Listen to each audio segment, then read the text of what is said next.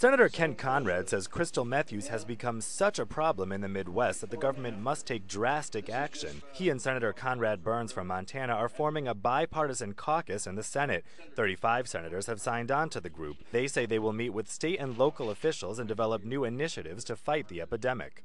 I have done a series of programs across North Dakota with leaders of religious organizations, leaders in law enforcement, leaders in education, and they have identified this as the worst threat facing our communities in as long as anyone can remember.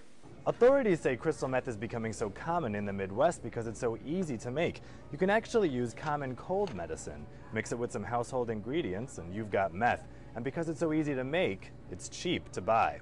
Meth often goes by the name speed or crystal and can be smoked, snorted, or injected. The drug is very different from some other common narcotics because it's so incredibly addictive. It can also provoke extremely violent or self-destructive behavior. Senator Joe Biden of Delaware, another member of the caucus, says drastic action is necessary because the Bush administration's drug czar is still focusing on less dangerous drugs like marijuana. The idea that methamphetamine is essentially a third or fourth priority at this moment in our national drug strategy is a travesty.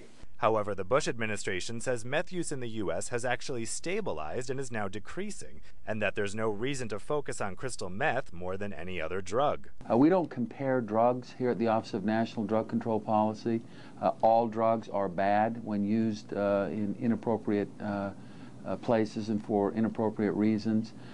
Who is to say that methamphetamine is worse than somebody addicted to heroin? The House and Senate are expected to vote later this week on providing new funding to local law enforcement in the fight against meth. In Washington, I'm Dave Keating, WDAY 6 News.